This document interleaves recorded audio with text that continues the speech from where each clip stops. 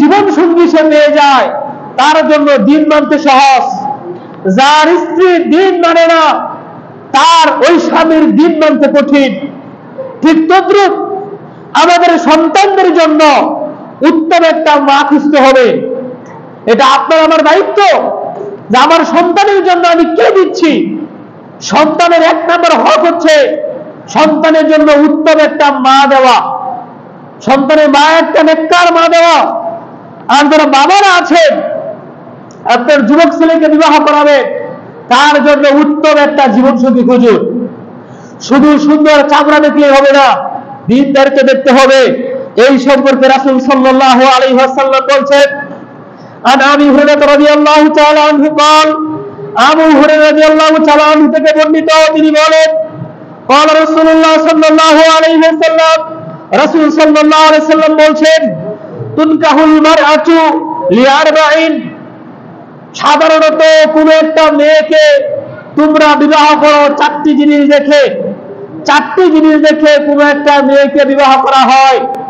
এক নম্বর হচ্ছে লিমালিহা, তার ধন সম্পদ। দুই নম্বর হচ্ছে অলি হাসাবিহা, তার বংশমর্যাদা।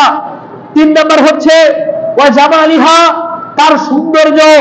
চার নম্বর হচ্ছে অলি দীনিহা, তার দিনদারিত্ব।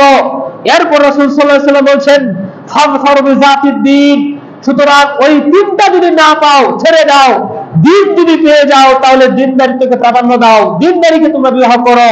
এরপরে বলছেন ওয়াতারিবাত বিয়াদাক, যদি তোমরা দিনদারিত্ব না বাছাই করো তাহলে ধ্বংস হয়ে যাবে। রাসূল বলছেন একটা মেয়ের চারটা বৈশিষ্ট্য থাকতে পারে, এটা সবার ক্ষেত্রে নয়। একটা সাধারণ কোন একটা মেয়ের চারটা বৈশিষ্ট্য থাকতে পারে। এক নম্বর হচ্ছে সুন্দর, এক নম্বর হচ্ছে তার বংশ পরিচয় এবং সম্পদ এবং তার সৌন্দর্য। এরপরে তার হচ্ছে দিনদারিত্ব। এই চারটা জিনিস একটা মেয়ের বৈশিষ্ট্য। কিন্তু একটা মেয়ের ভিতরে চারটা দড়ি থাকবে তা নয়। কারো ভিতরে দুইটা থাকতে পারে, কারোর ভিতরে তিনটা থাকতে পারে, কারোর ভিতরে একটাও থাকতে পারে। এই ক্ষেত্রে রাসূল সাল্লাল্লাহু আলাইহি ওয়াসাল্লাম বলছেন, তোমরা দিনদারিত্বকে প্রাধান্য দাও। সে কালো আছে সমস্যা নেই, বংশগত সমস্যা নেই, তার যদি সম্পদ নাও থাকে সমস্যা নেই, দিনদারিত্ব আছে প্রাধান্য দাও এবং দিনকেই তোমরা বিবাহ করো। এই সৌন্দর্য, বন সম্পদ আর বংশ দিকে তোমরা ঝুঁকে পড়ো না।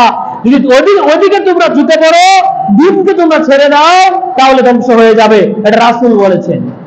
আর আজকের জামানায় যুব সমাজ যদি কোনো একটা মেয়েকে বিবাহ করতে যায়, অথবা আমাদের যুব সমাজের যারা গার্জিয়ান আছেন বা পিতামাতা আছেন, তারা যদি কোনো তার ছেলেকে বিবাহ করতে যায়, সবার আগে খুঁজে কি জানেন?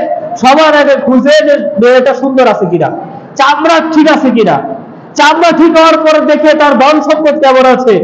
যদি এই মেয়ের বাবা মা মারা যায়, কি পরিমাণ ওয়ারিশ পেতে পারে, এই জিনিসটা খেয়াল রাখে। অথবা আমার ছেলে ওই বাড়িতে গেলে কিরকম সমাধান করতে পারে, এই জিনিসটা খেয়াল রাখে। যখনই কোনো একটা মানুষ ওই দিকে খেয়াল করবে, তখন আর দিন পাবে না, তখন ওই ওখানে বিবাহ করলে আজীবন ধ্বংসের মধ্যে থাকতে হবে, কলঙ্ক নিয়ে থাকতে হবে।